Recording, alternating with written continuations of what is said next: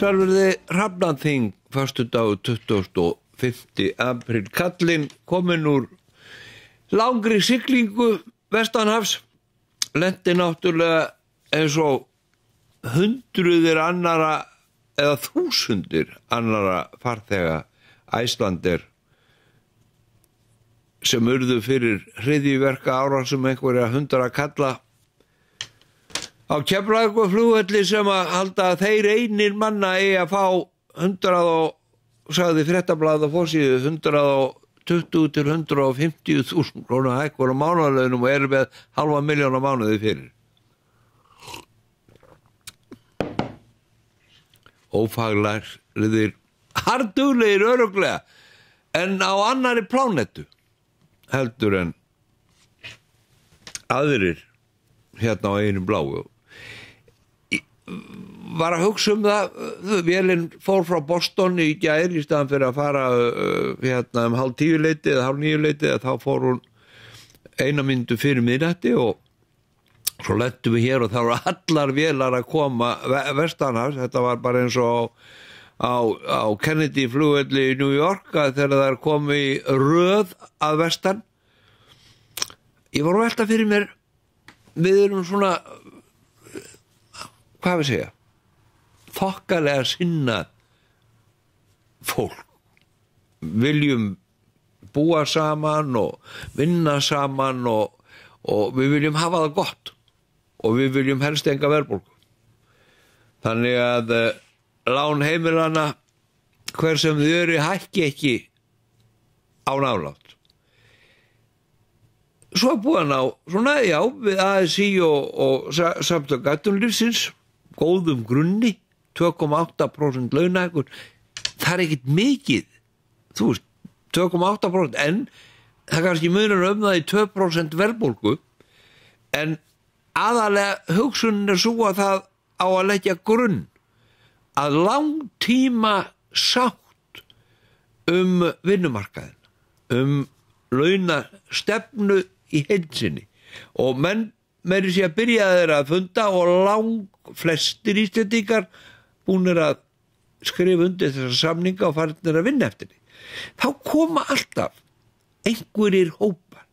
Það getur verið geislafræðingar, það getur verið hjúkrunarfræðingar, það getur verið, svo voru eins og mjólkurfræðingar, það voru mjólkurverkföll, það voru prentarar, það voru, ég man þegar ég var mokkanum, ég held ég hef verið í 10 vikna prentaraverkfalli einhvern tíma.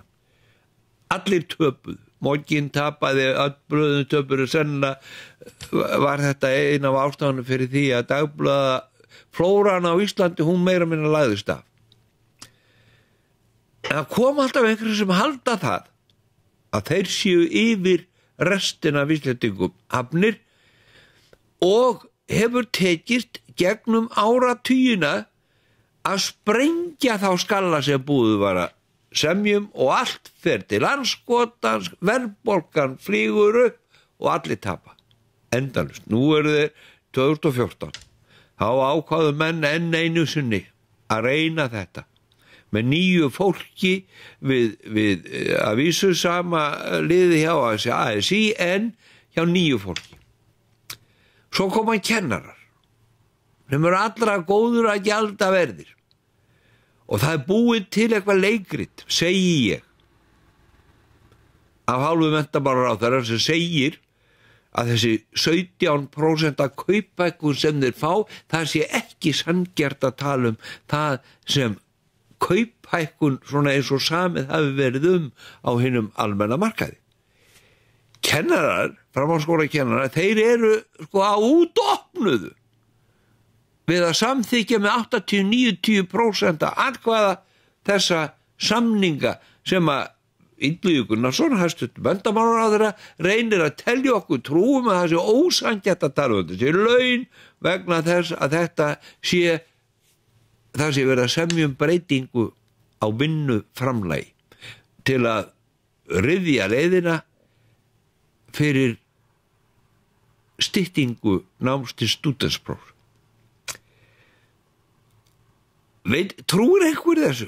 Trúir einhver því að þessi samningar sem búið að ganga frá að þegar kemur að því að innleiðing á 3 ára framhaldsskólanámi til stúdentspróf í heild sinni yfir landið, að þá verði ekkert meira, þá bara taki kennarar þetta á sig. Rosalega vildi ég að svo væri. Mér býður í grun að svo sé ekki. Það séu spunameistarar, ráðherrar sem sé á fullu við að reyna selja okkur það að svona sé þetta.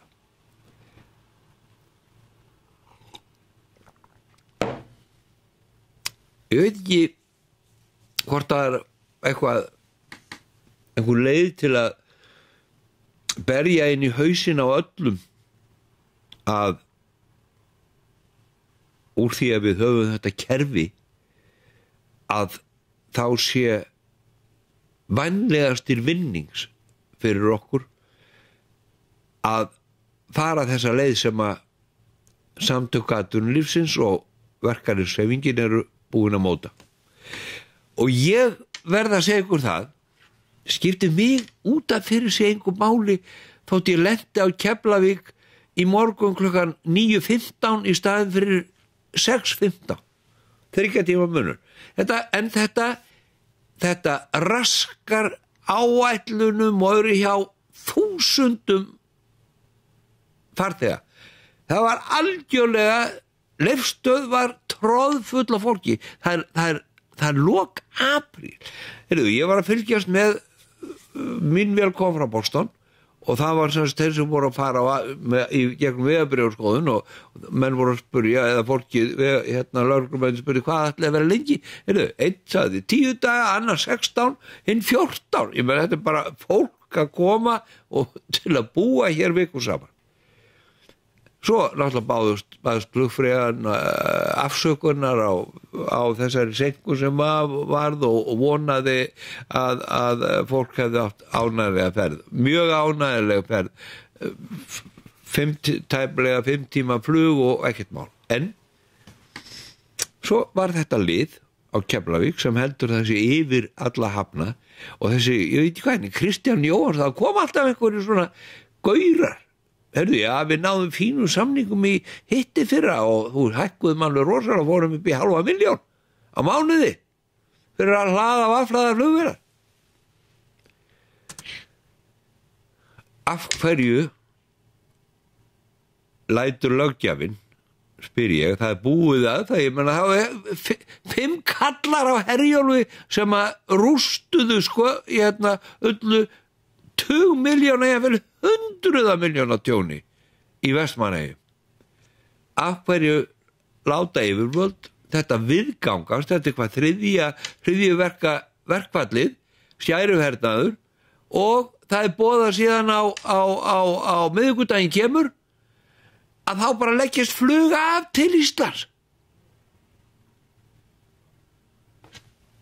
Búið að slíta viðræðum með að fresta þeim, hætta að tala við þá vegna þess að þetta lið, það bara segir, við gerum tilboð, og svo lýgur þessi Kristján, ég veit ekki hvort þetta er Jóhann eða Jóhannesson maðurinn, svo bara lýgur hann því að það sé verið að tala breyting á einhverjum launaskörnum til að leiðrétta innbyrðis kjör.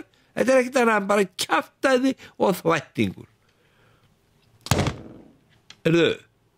Talandum þar sem að þetta lið aðhefst. Við komum þarna fyrir 2 mánuðum og að fara út til Ameríku.